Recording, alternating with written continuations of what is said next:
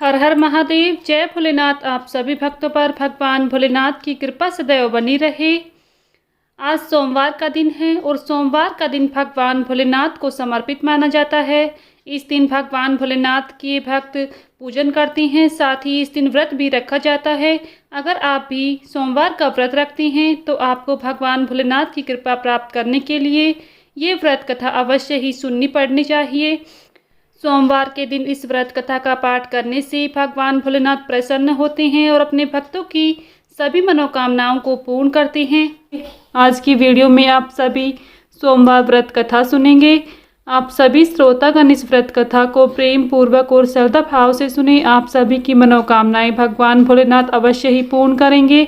अगर आपको हमारी कथाएं पसंद आती हैं, हमारी वीडियोज अच्छी लगती हैं तो प्लीज़ वीडियो को लाइक ज़रूर करें। साथ ही चैनल को सब्सक्राइब करना ना भूलें, बेल आइकन को प्रेस कर लें, जिससे आप सभी को व्रत और त्योहारों से जुड़ी संपूर्ण जानकारी देखने को मिलेंगी।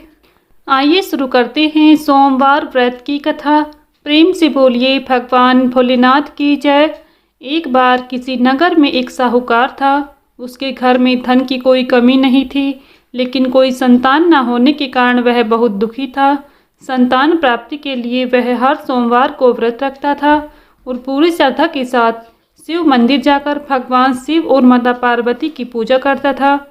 उसकी भक्ति देखकर एक दिन माँ पार्वती प्रसन्न होकर भगवान शिव से साहूकार की मनोकामना पूर्ण करने का निवेदन करती हैं। पार्वती जी के आग्रह पर भगवान शिव ने कहा कि हे पार्वती, इस संसार में हर प्राणी को उसके कर्मों का फल मिलता है और जिसके भाग्य में जो हो उसे भोगना ही पड़ता है। लेकिन पार्वती जी ने साहूकार की भक्ति देखकर उसकी मनोकामना पूर्ण करने की इच्छा व्यक्त की।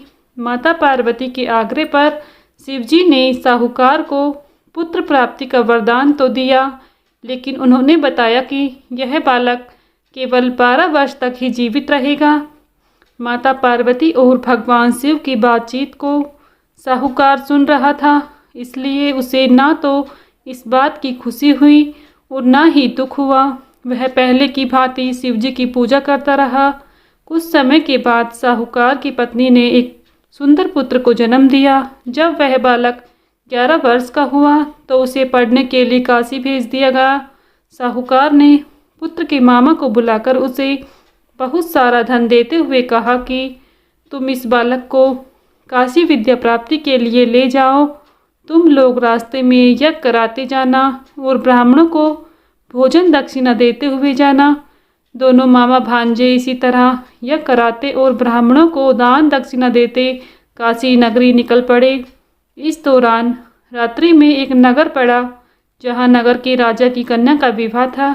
लेकिन जिस राजकुमार से उसका विवाह होने वाला था वह एक आँख से काना था। राजकुमार के पिता ने अपने पुत्र के काना होने की बात को छुपाने के लिए सोचा, क्योंकि न उसने साहूकार के पुत्र को दूल्हा बनाकर राजकुमारी से विवाह करा दूं।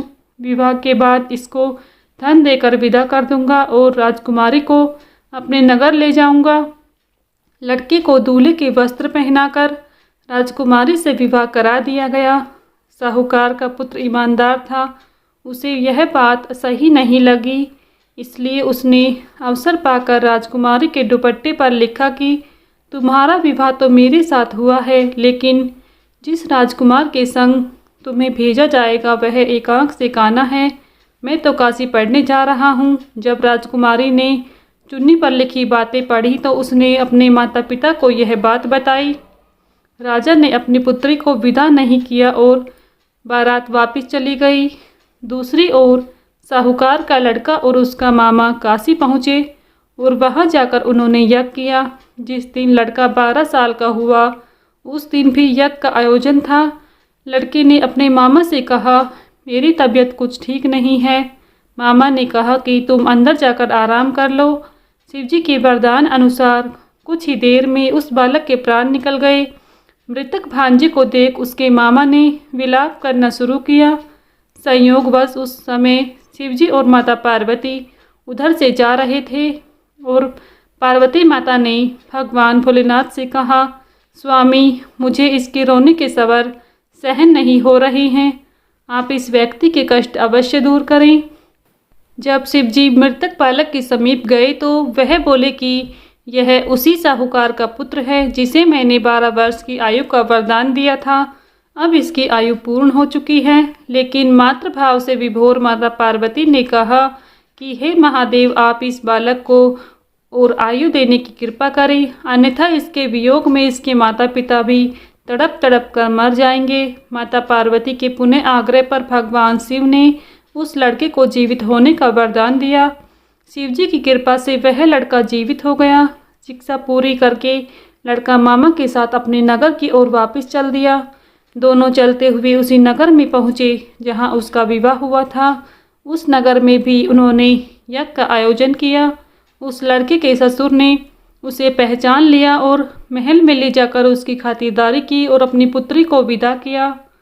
इधर साहूकार और उसकी पत्नी भूखे प्यासे रहकर बेटे की प्रतीक्षा कर रहे थे। उन्होंने प्रण कर रखा था कि यदि उन्हें अपने बेटे की मृत्यु का समाचार मिला तो वह भी अपने प्राण त्याग देंगे। परंतु अपने बेटे के जीवित होने का समाचार पाकर वह बेहद प्रसन्न हुए। उसी रात्रि भगवान शिव ने साहूकार के सौपन में आकर कहा, हे श्रेष्ठी, मैंने तेरे सोमवार के व्रत करने और व्रत कथा सुनने से प्रसन्न होकर तेरे पुत्र को लंबी आयु प्रदान की है। इसी प्रकार जो कोई सोमवार व्रत करता है या कथा सुनता है और दूसरों को सुनाता है, उसके सभी दुख दूर होते हैं और सभी मनोकामनाएं पूर्ण होती हैं। प्रेम से बोलिए भगवान भोलेनाथ की जय, माता पार्वती की जय। यहीं पर सोमवार व्रत कथा संपन्न होती है। अगर आप सभी को हमारी यह कथा पसंद आई है तो प्लीज़ वीडियो को लाइक शेयर करें। साथ ही चैनल पर नए हैं तो चैनल को सब्सक्राइब करना ना भूलें।